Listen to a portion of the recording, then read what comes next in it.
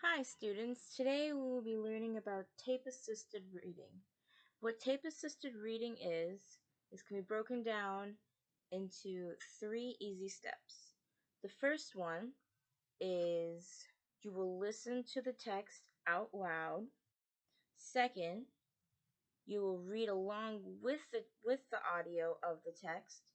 Third is you will read the text independently. And the text I have chosen is my favorite book, Where the Wild Things Are by Maurice Sendak. Alright, does everyone have their books? Okay, let's begin.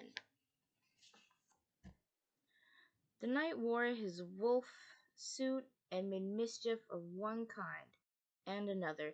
His mother called him Wild Thing, and Max said, "I'll eat you up."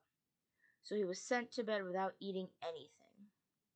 And that very night, in Max's room, a forest grew, and grew, and grew, until his ceiling hung with vines, and the walls became the world all around. An ocean tumbled by with a private boat for Max, and he sailed off through night and day, in and out of weeks, almost over a year, to where the wild things are. And when he came to the place where the wild things are, they roared their terrible roars, and gnashed their terrible teeth, and rolled their terrible eyes, and showed their terrible claws, till Max said, "Be still," and tamed with the magic trick of staring into their yellow eyes without blinking once, and they were frightened and called him the most wild thing of all, and made him the king of all the wild things. "Now," Max cried, "let the wild rumpus start." "Now stop," Max said, and sent the wild things off to bed without their supper. And Max, the king of all wild things, was lonely, and wanted to be where someone loved him best of all.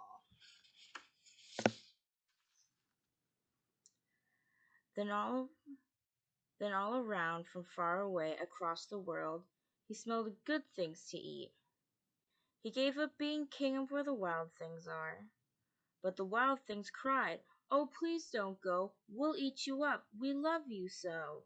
Max said no.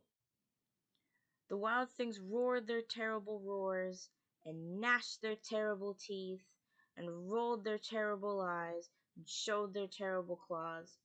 But Max stepped into his private boat and waved goodbye, and sailed back over a year, in and out of weeks, and through a day, into the night of his very own room, where he found his supper waiting for him, and it was still hot.